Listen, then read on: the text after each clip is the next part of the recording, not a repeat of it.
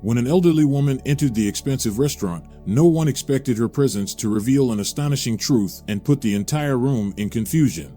The evening sun gently illuminated the spacious windows of PTON Bistro, a prestigious dining spot in Portland, Oregon. Inside, the atmosphere was filled with a quiet ambience, with only the soft clink of glasses and the gentle melodies of piano music emanating from the corner, giving the place a special intimacy. This was the kind of place people came to mark important events in their lives or close lucrative deals, surrounded by luxurious interiors and sharp. At that moment, the doors of the restaurant opened, and an elderly woman entered. She was African American, and despite her age, her steps were confident and determined. Her posture was straight, and her face calm, but there was a hidden strength in her gaze that caught the attention of a few people. She wore a dark blue coat with exquisite embroidery on the edges of the sleeves. A small black handbag was neatly tucked under her arm. The cold air in the room couldn't mask her striking presence. As she approached, the hostess greeted her with a smile that looked a little strained, as though she were trying to portray hospitality, but there was a slight stiffness in her behavior, barely noticeable to the eye, yet palpable.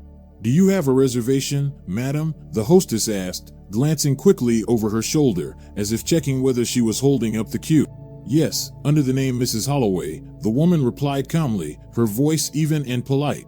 The hostess looked at the list, nodded, and led her to a table located in the corner near the kitchen. It wasn't the best table in the restaurant, but Mrs. Holloway didn't mind. She sat down, folded her hands on the table, and looked over the menu, though there was a sense of unease in the air. Moments seemed to stretch slowly, and with each new, drawn-out second of waiting, the atmosphere in the restaurant grew increasingly tense. After a while, the waiter, a man about 28 years old named Todd, walked past her table several times, barely acknowledging her presence. When he finally approached, his smile was strained, and his tone was not overly friendly. "Sorry for the wait," he said quickly, his voice expressing fatigue. "It's very busy right now. I'll be back in a minute to take your order." Mrs. Holloway nodded slightly, thanked him, and despite her apparent kindness, she noticed that customers at neighboring tables, who were much younger and dressed far less formally, were immediately attended to by the waitstaff. Some seemed even more attentive, while Todd continued to ignore her table. She felt the eyes of people around her glancing in her direction, trying to figure out what she was doing there and perhaps even judging her presence as odd. It was an unspoken, but palpable confusion in the eyes of those around her. Time dragged on. Moment by moment, she felt her patience being tested. Todd returned, but his behavior didn't become any more polite. He walked past her table again, showing no proper attention to her. "Sorry, but we're short on staff today," he explained, his voice showing irritation. "You will probably have to wait a bit longer before I can take your order." Mrs. Holloway smiled again, but this time her smile was barely noticeable. She felt the atmosphere in the restaurant becoming a little subdued, and it seemed that all the guests in the room were unable to hide the tension that began to rise. Without saying a word, she returned to her menu. She was not the kind of person to cause a scene. She believed that actions were always more important than words. However, not everyone in the restaurant was so calm. Someone in the distance noticed what was happening, and their face seemed to cloud. Todd was so busy serving other tables that he didn't notice how an invisible, yet tangible emptiness was growing around his table, which intensified the tension in the room. A young couple near the center of the room exchanged worried looks. "Why hasn't this table been served yet?" the woman quietly asked her companion, her voice barely audible in the silence. Her partner shrugged and gestured toward Todd, who completely ignored what was happening in his section. He felt no anxiety, continuing to chat with other guests with clear ease. But time dragged on, and Mrs. Holloway maintained her composure despite the growing sense of alienation. She reached for her water glass, only to realize that it had been empty for quite some time. Todd hadn't even bothered to refill it, while drinks were being served promptly to everyone else. Even when wine was brought to the neighboring table, where a guest had arrived much later than she, Mrs. Holloway remained unnoticed. When the waiter finally returned, he stood by her table holding a tray of food for another guest. He paused for a moment and walked past her again, showing no interest. "Well, have you decided yet?" His voice carried a note of irritation, as if the delay were her fault. She looked up and responded with unshakable calm. "I'm ready to place my order when you have time." Her voice was even and soft, and upon hearing her response, Todd finally stopped neglecting her presence. He nodded, muttered something under his breath, and headed toward the other tables. But not everyone was indifferent to what was happening.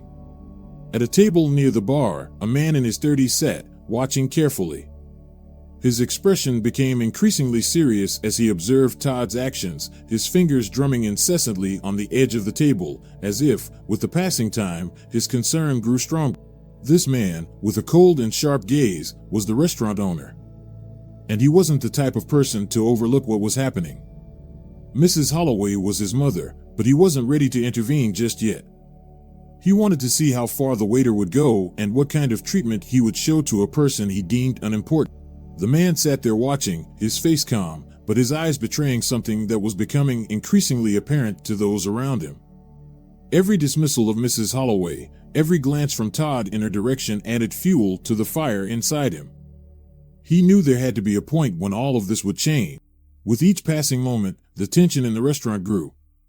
People started glancing around, expressing their displeasure through their looks. Some whispered among themselves, while others watched the situation unfold with interest, but no one dared to interfere. At that moment, the man sitting at the bar table felt his patience run out. He knew it was time to act. Several years ago, when he was building this restaurant, he had worked hard not only on its exterior, but also to create an atmosphere of respect and mutual understanding. He had poured his soul into this place, and now, watching his mother being ignored, he couldn't remain indifferent.